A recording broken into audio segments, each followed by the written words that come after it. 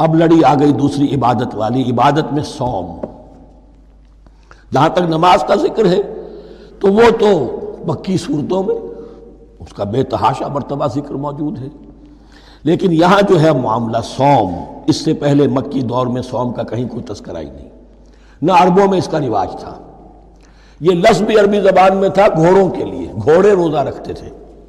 رکھتے کیا تھے بیچارے؟ انہیں رکھوایا جاتا تھا، کیونکہ عربوں کا جو معاملہ تھا وہ لوٹ مار، غارت گری، اور اس کے لیے انہیں چاہیے تیز رفتار سواری، جاؤ حملہ کرو، لوٹو مارو اور بھاگو۔ اونٹ جو ان کی فضا اور ان کے ماحول کے لیے مناسب تھا وہ زیادہ تیز دوڑ نہیں سکتا، اپنی اس ضرورت کے لیے گھوڑا چاہیے تھا۔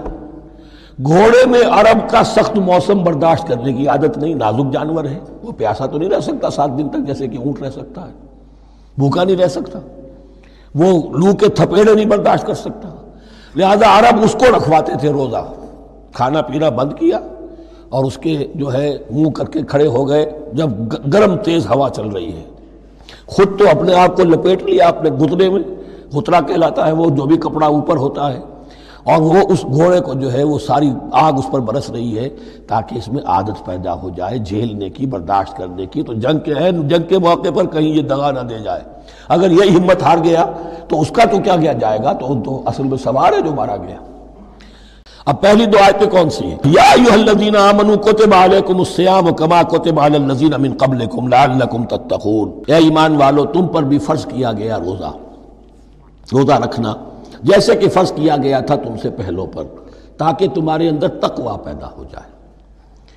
وہ جنگ کے لیے کرواتے تھے گھوڑوں کو تیار، تمہیں تقوی کے لیے اپنے آپ کو تیار کرنا ہے، بھوک کو قابو میں رکھ سکو، شہوت کو قابو میں رکھ سکو، پیاس کو برداشت کر سکو۔ اللہ کی راہ میں جنگ کے لیے تمہیں نکلنا ہوگا، اس میں بھوک بھی آئے گی، پیاس بھی آئے گی، اپنے آپ کو تیار کرو جہاد کے لیے۔ اور یہ بات واضح ہو جائے گی، اگلے رکوع سے قتال کی بحث شروع ہو جائے گی۔ روزے کی یہ گفتگو ہو رہی ہے تمہیداً قتال کے لیے، جیسے گھوڑوں کو تیار کیا جاتا تھا، صوم رکھوایا جاتا تھا قتال کے لیے۔